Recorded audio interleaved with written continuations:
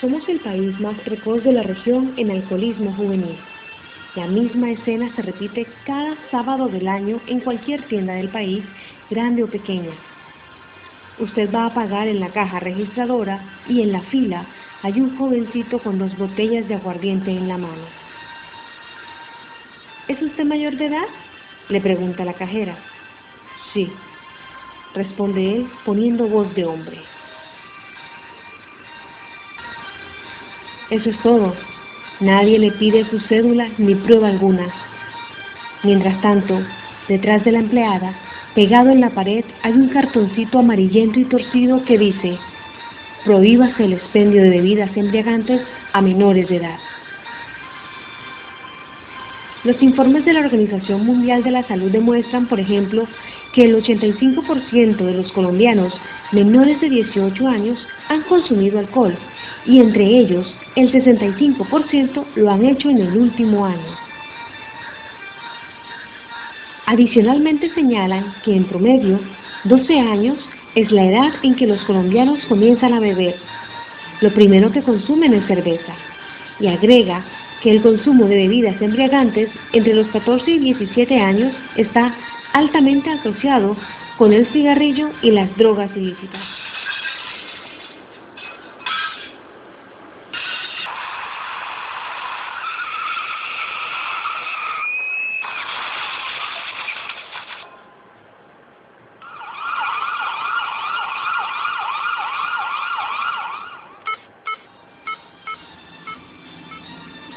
Conductores borrachos matan a un colombiano cada día.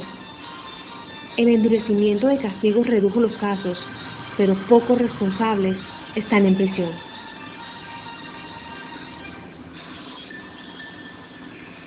$2.385 conductores en estado de embriaguez en el territorio colombiano en un fin de semana. Esto, si lo comparamos con países desarrollados, realmente significa que aquí hay una gran incultura ciudadana, aseveró Carlos Mena, director de Tránsito y Transporte de la Policía Nacional. Se realizaron 238 puntos de prevención en el país este fin de semana y se impartieron 339 comparendos en Bogotá, 271 en Cundinamarca, 132 en Cúcuta, 115 en Medellín y 98 en Villavicencio.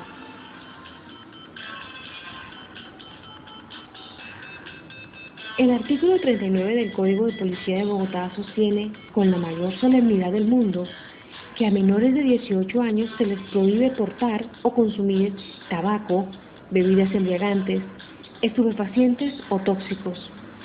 Y el artículo siguiente anuncia castigos para los adultos que les vendan o suministren licores. Por su parte, el artículo 117, ¿para qué seguimos?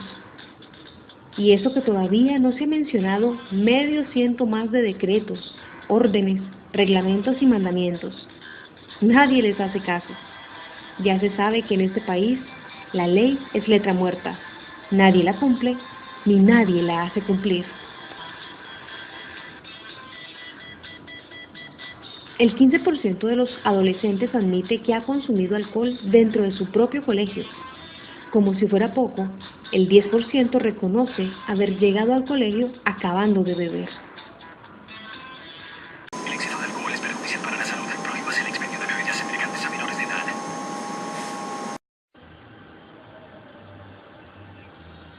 ¿Por qué lo hacen?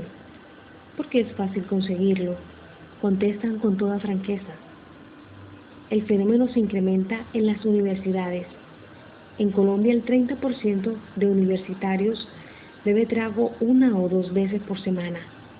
Aunque la ley también lo prohíbe, hay que ver la cantidad de bares y discotecas que funcionan frente a universidades y colegios. Se estaba en mora de enfrentar esa terrible realidad, porque lo cierto es que ante un panorama semejante, parece increíble que el país se hubiera demorado tanto para ponerse en movimiento. No sé qué era lo que se esperaba para actuar. Se esperaba, claro, que el Estado hiciera cumplir la ley, y el país se quedó esperando como siempre.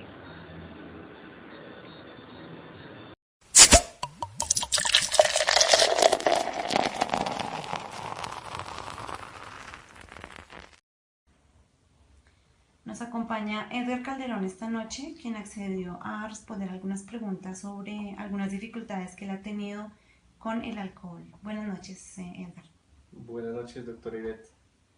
Edgar, cuéntanos cuáles han sido los problemas que tuviste en el pasado con el alcohol. Pues básicamente dificultades familiares, dificultades económicas, pues también con mi grupo de amigos pues también tuve inconvenientes, pero realmente no me dejó muchas cosas buenas. Bueno, ¿y cómo crees que te iniciaste en este exceso de alcohol? ¿Fue de pronto tu familia o fue en otra situación con otras personas? No, realmente mi familia no influyó en ese tema, más fue mi grupo de amigos con quien yo me relacionaba. Pues a temprana edad pues estuve con personas de mayor edad y pues frecuentaba lugares donde pues se tomaba bastante alcohol y la rumba y pues excesos y eso y pues básicamente con ellos fue que pues digamos que llegué a ese tipo de situación. ¿Nos puedes contar cuál fue la situación que te hizo tocar fondo y renunciar definitivamente a la toma indiscriminada de alcohol?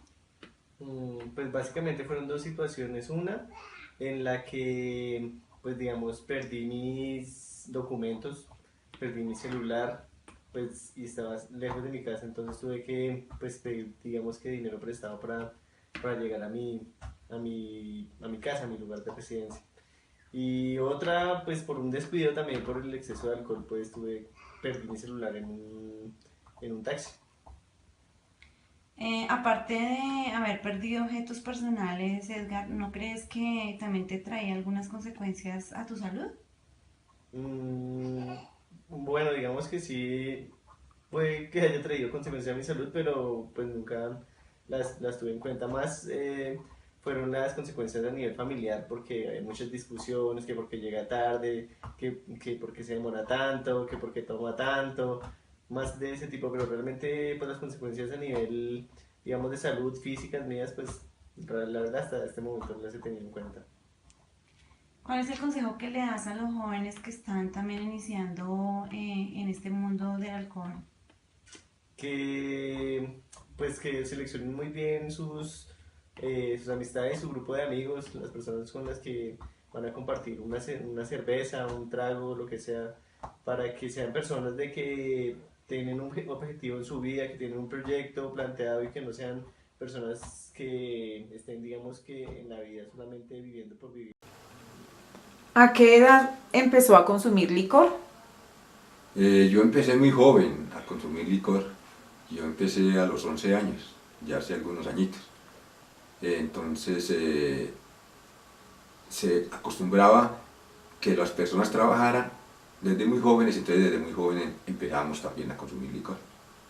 ¿Quién o qué lo incitó a consumir? Yo creo que es más una motivación de uno, porque yo cuando empecé a consumir licor lo hacía con mis amigos, y mis amigos todos eran mayores, eran mucho mayores que yo, eran mayores de edad, hasta adultos, ¿cierto? Ya hasta adultos mayores. Entonces desde ahí ellos todos tomaban trago y entonces uno se equiparaba con ellos a tomar trago, y yo creo que ese fue el motivo por el cual empecé a ingerir licor. ¿Qué siente cuando bebe? Yo creo que eso también tiene una evolución en la persona que bebe, pues unos cambios de etapas. Cuando yo empecé a tomar trago, pues lo hacía y me sentía muy bien porque podía conversar con amigos que tenían mucha experiencia, que les gustaba el teatro, ¿sí? O que les gustaba hablar de política, porque como todos eran mayores, pues yo me sentía muy bien con ellos, entonces me sentía bien por eso, porque podía hablar de cosas que de pronto yo no conocía y de cosas que conocía y me gustaban. Ya después, en los roles del trabajo, en Medellín, por ejemplo, se trabajaba mucho, en las artes gráficas se trabajaba mucho y se tomaba mucho trago. Entonces ese era como mi círculo de amigos y por eso se tomaba. Ya ahora, pues en este momento ya lo que uno hace es más bien tomar muy poco, y ya lo hace con personas que a uno le gustan mucho, o las quiere mucho, o quiere hablar con ellas mucho, y se siente bien, es como más como una compañía ya que uno hace con algunas personas. Por eso las motivaciones van cambiando dependiendo de la época en que uno está. O sea, actualmente, ¿por qué lo hace? Actualmente lo hace uno más por ese encuentro con las personas, más por ese encuentro que de pronto ya no todos los ve uno diario ni nada, sino que se va encontrando con ellos y los compañeros de la universidad, los compañeros del colegio o los amigos de su pueblo o de su ciudad o amigos y amigas que lo invitan a uno algo como para compartir cosas porque hace mucho tiempo no se compartían. Entonces es un retomar amistades y un retomar algunas cosas que a uno le ha gustado siempre hablar o discutir. ¿Cómo se siente al día siguiente al consumo? Yo no he tenido muchos problemas con el consumo al día siguiente. También eso ha cambiado, ¿cierto? Pero cuando se empezó a tomar trago, o cuando yo trabajaba mucho en Medellín y se tomaba mucho trago, uno tomaba trago hasta las 6, 4 de la mañana y a las 6 ya estaba uno trabajando. Sí, o por lo menos yo. Hay personas que les va muy mal, hay personas que definitivamente el trago los vuelve nada y no pueden trabajar al otro día, cometen atropellos en sus casas. Bueno, eso es muy problemático, pero creo que eso cada persona tiene un organismo y ese organismo es el que responde sí o no al licor. ¿Cree que la sociedad no induce al consumo? Por ejemplo, en Colombia ha sido un país, ¿cierto?, alcabalero, sí, garitero, o sea que ha administrado todas las rentas departamentales y las rentas que es lo que producen el licor, que producen el aguardiente, que producen la cerveza, y de los impuestos que tienen ahí es que viven muchas instituciones. Pero entonces hay mucha publicidad que incita a eso, o sobre todo había, ahora pues hay un poco menos con algunas restricciones. Pero creo que no, yo creo que es las personas que en sí define beber, porque hay muchas personas que no beben, no se toman un trago, y ven la misma publicidad, viven en la misma ciudad, viven en la misma casa inclusive. Hay muchas casas en que 2 personas toman trago y otros no, de 8 por ejemplo, cuando eran las familias tan numerosas. O sea que yo creo que no, yo creo que es cada una de las personas que se deja influenciar, o se quiere influenciar, o quiere beber definitivamente. ¿Qué piensa su familia? Pues tanto mi familia como la de todas las personas que beban, pues tienen muchas prevenciones con la cuestión de que el esposo tome, o cuando es al revés, cuando la esposa toma, ¿cierto? No es lo más conveniente, pues uno ya después de tantos años de beber y de vivir la vida, pues ve que no es muy conveniente de que uno esté tomando en la casa, por ejemplo, cuando estén los niños y las niñas, porque eso no creo que sea como el mejor ejemplo o la mejor forma de compartir, porque la mayoría de las veces pues los adultos se emborrachan y los niños y niñas quedan por ahí regados y jugando en otras cosas y simplemente viendo a sus padres emborracharse y hablar un poco de sandeces que a veces se hablan. ¿Dejaría consumir a sus hijos como lo está haciendo en la actualidad? En la actualidad he rebajado mucho el licor, no lo tomo así ya como antes, pero creo que también es un libre albedrío en mi caso, de mis hijas. Ellas mirarán hasta qué punto quieren tomar aguardiente o tomar licor, o quieren fumar, okay. Yo en eso no me puedo meter, simplemente pues uno habla con ellas o les dice algo, pero creo que esto, como cualquier vicio, como cualquier proceder de las personas, tiene que ser muy que a la persona le nazca. Yo en eso no me meto, cada uno tiene que mirar sí o no toma licor, sí o no fuma, o sí o no hace pues, cuestiones que tienen que ver con vicios.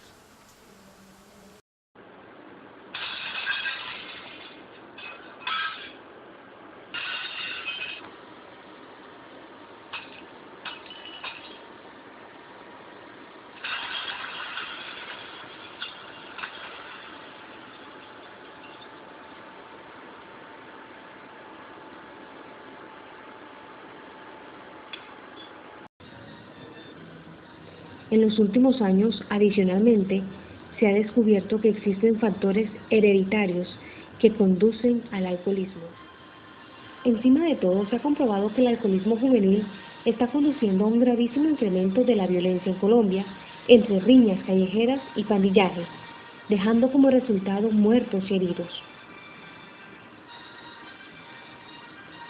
Las consecuencias, naturalmente, no se hacen esperar. Problemas cerebrales precoces, disminución del rendimiento intelectual, tendencia a contraer infecciones, fallas de la memoria, falsa sensación de euforia que se vuelve peligrosa, práctica irresponsable e inoportuna de la sexualidad, aumenta el riesgo de embarazos no deseados, origina depresiones suicidas y ansiedades.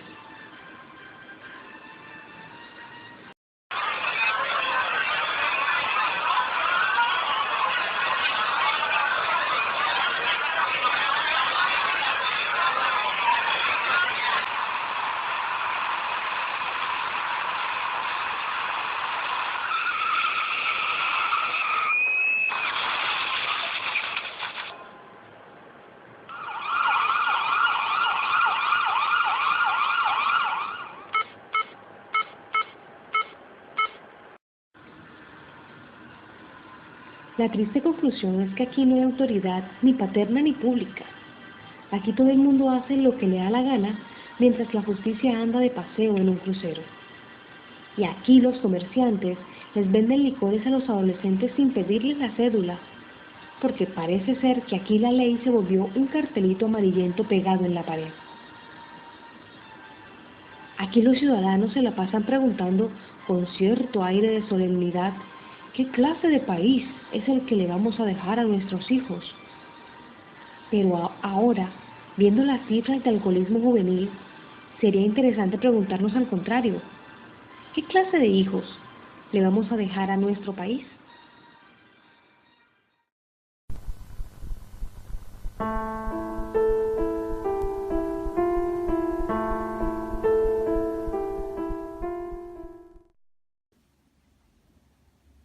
El alcohol es un depresor del sistema nervioso central. Tiene efectos sobre los receptores GABAérgicos y dopaminérgicos.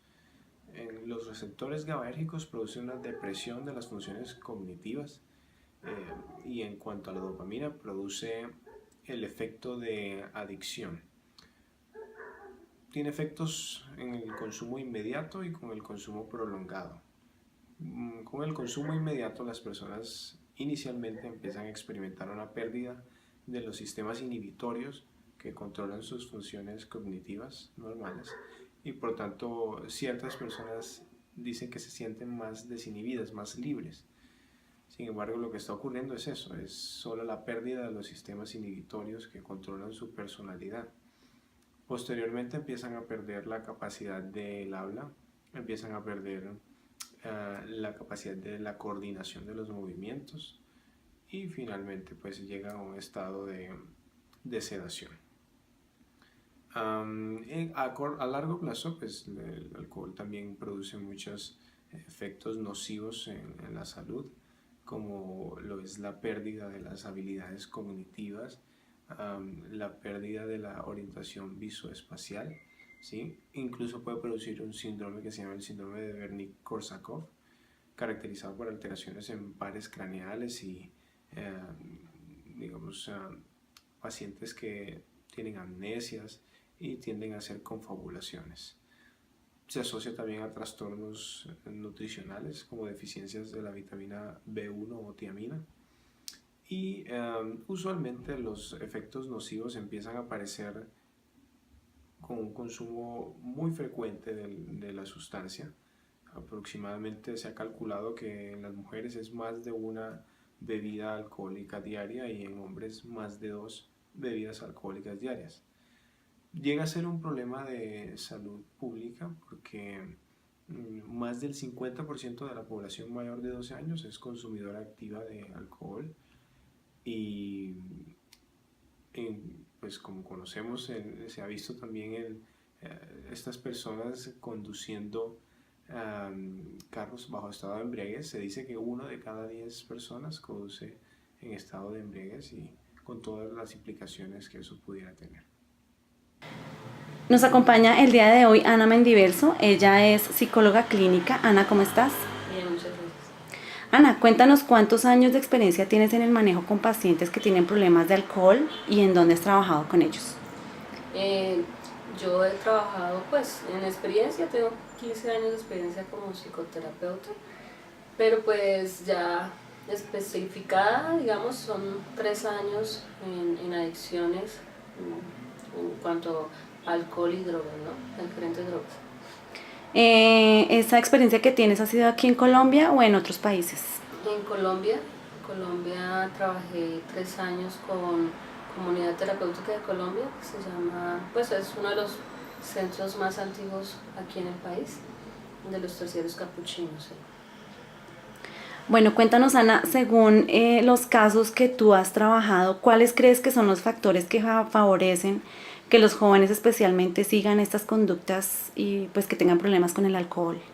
Pues tiene mucho que ver con nuestra cultura y otra con la parte social, ¿no? Entonces se comienza con un consumo social donde sus padres mismos consumen alcohol, en las universidades es bastante fuerte, ¿no? Entonces porque se habla de que se comienza a consumir cada 8 días, pero se termina en una adicción.